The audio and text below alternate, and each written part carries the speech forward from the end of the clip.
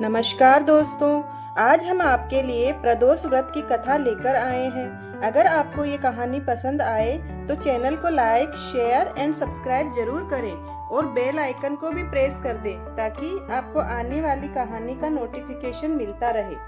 पौराणिक कथा के अनुसार प्राचीन काल में एक गरीब पुजारी हुआ करता था। उस पुजारी की मृत्यु के बाद उसकी विधवा पत्नी अपने भरण पोषण के लिए पुत्र को साथ लेकर भीख मांगती हुई शाम तक घर वापस आती थी। एक दिन उसकी मुलाकात विदर्भ देश के राजकुमार से हुई, जो कि अपने पिता की मृत्यु के बाद दर दर भटकने लगा था। उसकी यह हालत पुजारी की पत्नी से देखी नहीं गई। वह उस राजकुमार को अपने साथ अपने घर ले आई और पुत्र जैसा रखने लगी। एक दिन पुजारी की पत्नी अपने दोनों पुत्रों को सांडिल्य ऋषि के आश्रम में ले गई। वहां उसने ऋषि से शिवजी के प्रदोष व्रत की कथा की विधि सुनी तथा घर जाकर अब वह भी प्रदोष व्रत करने लगी थी और अपने दोनों पुत्रों से भी प्रदोष व्रत करवा रही थी। एक बार दोनों बालक वन में घूम रहे थे। उनमें से पुजारी का बेटा तो घर लौट आया, परंतु राजकुमार वन में ही रह गया। उस राजकुमार ने गंधर्व कन्याओं की क्रीड़ा करते हुए देखा तो उनसे बात करने लगा।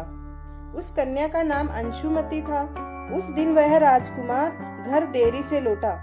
राजकुमार दूसरे दिन फिर से उसी जगह पहुंचा जहां अंशुमति अपने माता पिता से बात कर रही थी।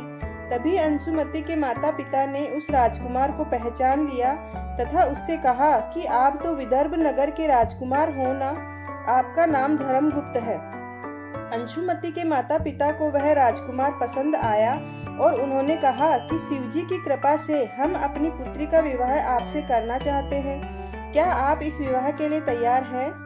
राजकुमार ने अपनी स्वीकृति दे दी तो उन दोनों का विवाह संपन्न हुआ। बाद में राजकुमार ने गंधर्व की विशाल सेना के साथ विदर्भ पर हमला किया और घमासान युद्ध कर विजय प्राप्त की तथा पत्नी के साथ राज्य करने लगा।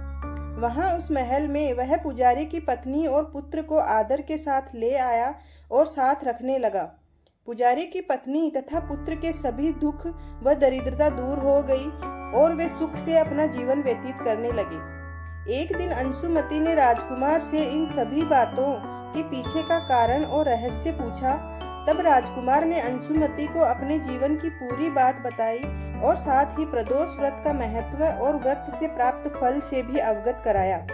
उसी दिन से प्रदोष व्रत की प्रतिष्ठा और महत्व बढ़ गया तथा मान्यता अनुसार लोग यह व्रत करने लगे।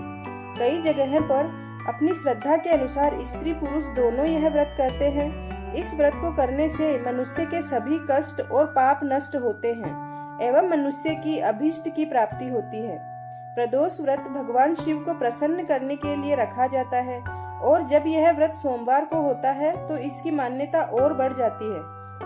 सोमवार का दिन भगवान शिव की पूजा को समर्पित होता है, इसलिए इस दिन प्रदोष व्रत रखकर पूजा पाठ करना बहुत शुभ फलदायी होता है। आइए